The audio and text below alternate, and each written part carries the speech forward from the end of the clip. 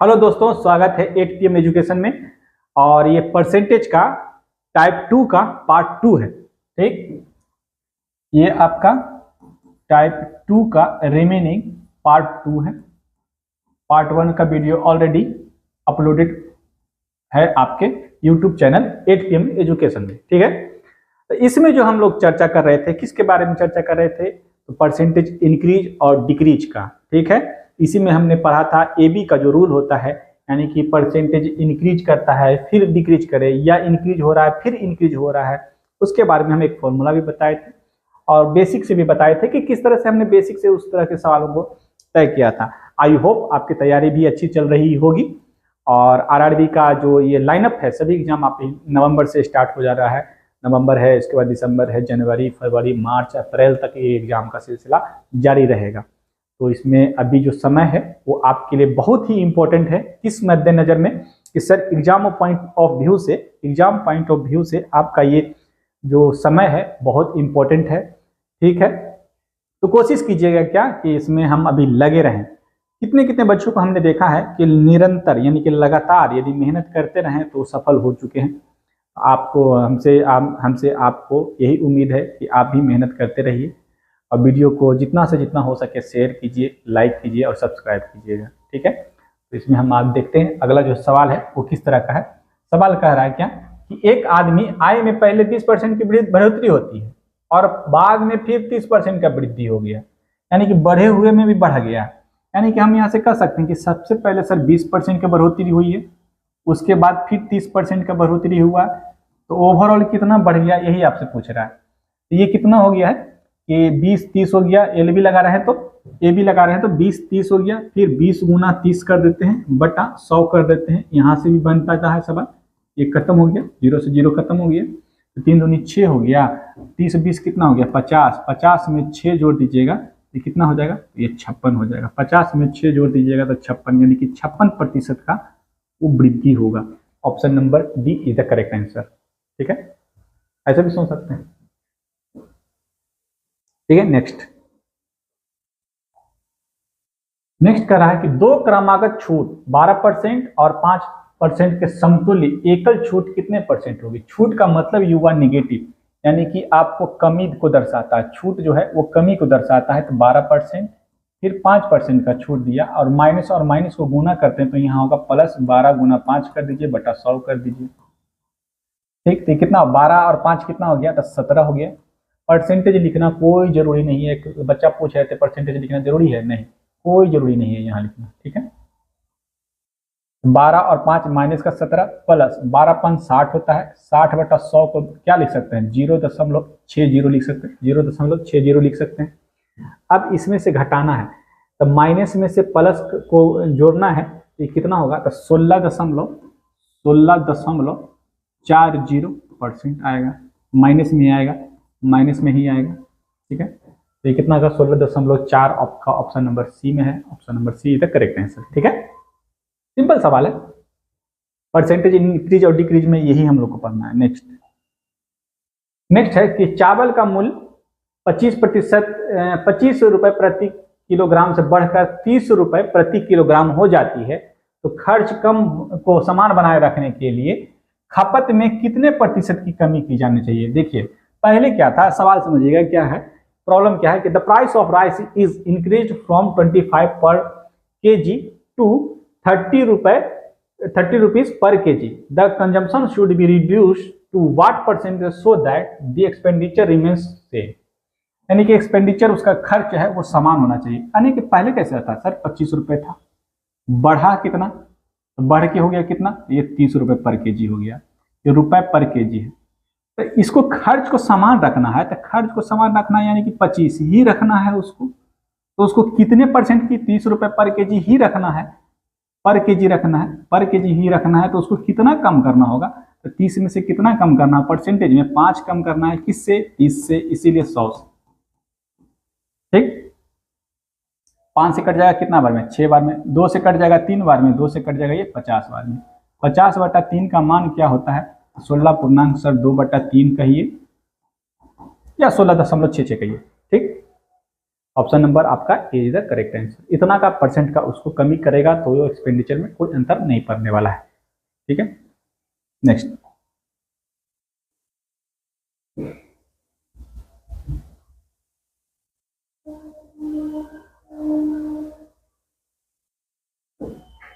कह रहा है कि एक बजट में पेट्रोल की कीमत में 10% की वृद्धि हुई।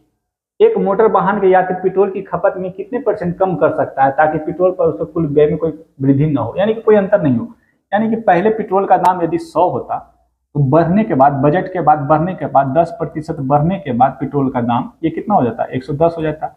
अब कह रहा है कि उसको कितना परसेंट कम करना है, यानी कि इसमें से कितना पैसा रिड्यूस कर दे, ये जो खर्च है वो समान हो जाए, यानी कि 100 ही हो जाए। 110 से 100 जाना है, 110 से 100 जाना है तो कितना कम किए, तो सब 10 कम किए, कितना में, 110 में, इसीलिए 100 में।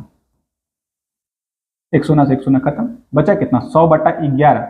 100/11 का मतलब कितना हुआ, 11 नमा होता है 99, 99.1/11% का उसको कमी करना पड़ेगा, वृद्धि न हो, यानी कि न उसको वृद्धि न हो। Option number B is correct. Next problem है, कह रहा है यदि श्रमिक के वेतन में 25% की वृद्धि हुई तो मूल वेतन को बहाल करने के लिए नए वेतन को किस प्रतिशत से कम किया जाना चाहिए। यानी कि कह रहा है कि सबसे पहले उसका वेतन यदि 100 रुपया था तो उसमें 25% का वृद्धि हो गया। 25% का वृद्धि हो गया मतलब कितना हो गया सर, 125 हो गया।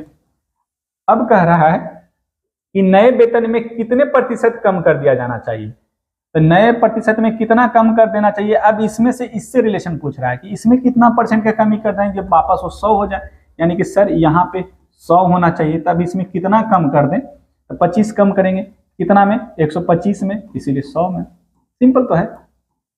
25 से कितना बार में, 5 बार में, 5 से कितना बार में, 20 बार में, यानी कि 20% की उसको कमी करनी पड़ेगी। यही आपसे पूछा था, option number C is the correct. Next, एक शॉपिंग मॉल में किसी वस्तु की लागत में 10% की वृद्धि की गई और फिर इसे 10% कम कर दिया गया, तो कुल प्रतिशत वृद्धि या कमी कितनी होगी। तो पहले 10% बढ़ा, फिर 10% को घटा दिया गया, तो ओवरऑल प्लस और माइनस को गुना कीजिएगा तो माइनस ही होगा, 10 गुना 10/100, यानी कि कितना हो जाएगा, प्लस और माइनस खत्म हो गया, बचा कितना, 1%। माइनस में 1% की कमी करनी होगी, यानी कि डिक्रीज करेगा, डिक्रीज ऑप्शन नंबर सी में करेक्ट आंसर होगा। नेक्स्ट है, यदि टमाटर की कीमत में 25% की वृद्धि हो जाए और सुधा टमाटर पर केवल 15% अधिक खर्च करना चाहती है तो सुधा द्वारा प्राप्त टमाटर की मात्रा में कमी के प्रतिशत की गणना कीजिए। अच्छा देखिए क्या हुआ, इसमें क्या सवाल कहा कि जो टमाटर की कीमत है उसमें पहले 25% की वृद्धि हो गई, सुधा क्या की, उस टमाटर पर केवल 15% अधिक खर्च करना चाहती है, तो उसको कितना रुपया, कह रहा है कि सुधा द्वारा प्राप्त टमाटर की मात्रा में कितने % की कमी करना पड़ेगा। ऑब्वियस सी बात है कि पैसा तो बढ़ गया है लेकिन आप अपने जेब से कम खर्च करना चाहते हैं। यदि टमाटर का मूल्य 100 रुपया है तो ये बढ़ के कितना हो गया है, 125 हो गया, 25% बढ़ गया है सर, ये तो कह सकते हैं बिल्कुल।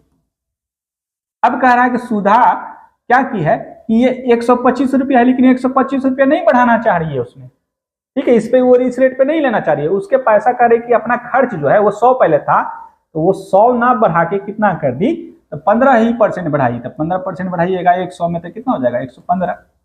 अभी भी कम है तो उसको कितना % कमी उसको झेलना पड़ेगा, कि कितना % उसको मात्रा है, उसका जो टमाटर का मात्रा है उसमें कमी आएगा।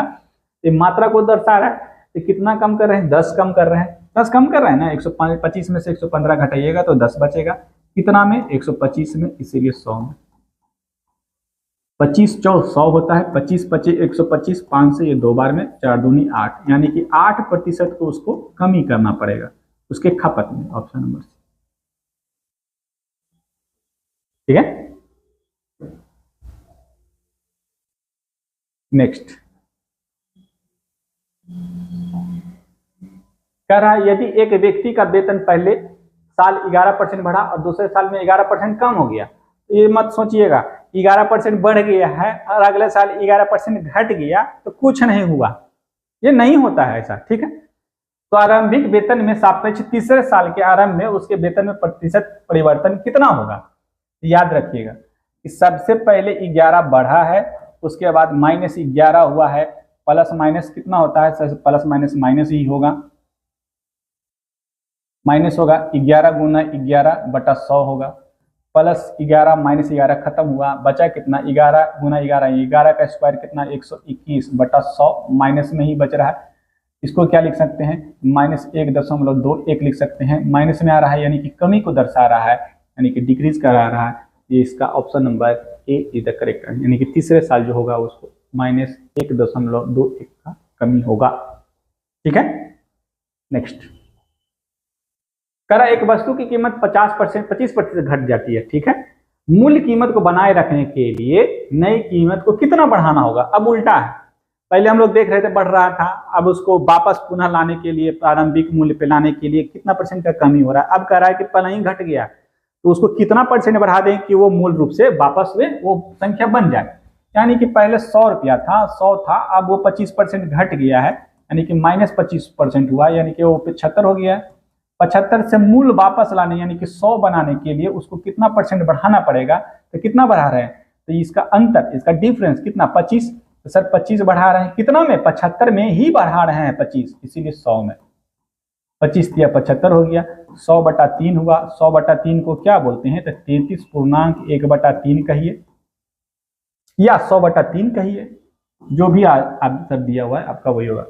अच्छा, इस रूप में दिया हुआ है तो ऑप्शन नंबर डी है, 100/3 ही के रूप में दिया हुआ है, आपका आंसर ये हो गया। 33.1/3 कहिए या 33.33 कहिए, 33.33 कहिए या 33.1/3% कहिए, सभी बात एक ही है। क्लियर है, आगे चले नेक्स्ट। आगे है, कह रहा है कि यदि एक भिन्न y/x के अंश में 12% की वृद्धि हो रहा है और उसके हर में 2% की कमी कर दे रहे हैं, तो उस भिन्न का मान जो है 6/7 हो रहा है। सवाल के अनुसार बना के देखते हैं पहले। ठीक है, प्रश्न कह रहा है क्या कि क्वेश्चन कह रहा है कि y/x को है, तो ये तो इसी को अंश कहते हैं, नोमिनेटर, ये हो गया डिनोमिनेटर, यानी कि ये हर हो गया। अब कह रहा है कि इसमें अंश में कितना की वृद्धि कर रहे हैं, तो सर 12% का वृद्धि कर रहे हैं, और हर में क्या कर रहे हैं, तो 2% का कमी कर रहे हैं। एक याद रखिएगा, जब भी इस तरह का सवाल रहे और इस तरह से लिखा है तो बेसिक क्या है, इसमें 12% का इंक्रीमेंट कर रहे हैं, ये कितना होगा, तो ये जो अंश होगा वो कितना होगा, तो y प्लस y का 12% होता है, बढ़ रहा है तो ठीक, डिक्रीज कर रहा है तो x माइनस x का 2% होता है, और इसी का रेशियो हमको दे दिया है कितना, 6/7 के रूप में दे दिया है। बस इसी को सॉल्व करना था, सॉल्व कीजिएगा तो कितना हो गया, 100 और 12 112 बाई हो जाएगा, 112 बाई बटा 100 बटा 100 में से 2x, 100x में से 2x घटाइएगा तो 98x बचेगा, बटा 100 बचेगा, बराबर कितना, 6/7। ठीक, 100 से 100 खत्म, उसके बाद 14 सते होता है 98, 14 8 112 बचा। अब अच्छा, ये 7 से ये 7 खत्म, बचा कितना, तो 6x बराबर 6x, 6 को x से गुना 6x बराबर ये कितना बचा, 8y बचा, और कटेगा 2 से कटेगा 3 बार में, 2 से कटेगा 4 बार में, यानी कि x/y बराबर जो आएगा वो आएगा 4/3। ठीक, वही ओरिजिनल भिन्न आपसे पूछा था, ऑप्शन नंबर इसका होगा 4/3, यानी कि 4/3। अच्छा, 4/3 x/y ना आया तो y/x ना पूछ रहा है आपसे कि y/x भिन्न था, y/x कितना होगा, 3/4। ऑप्शन नंबर ए आपका सही उत्तर है।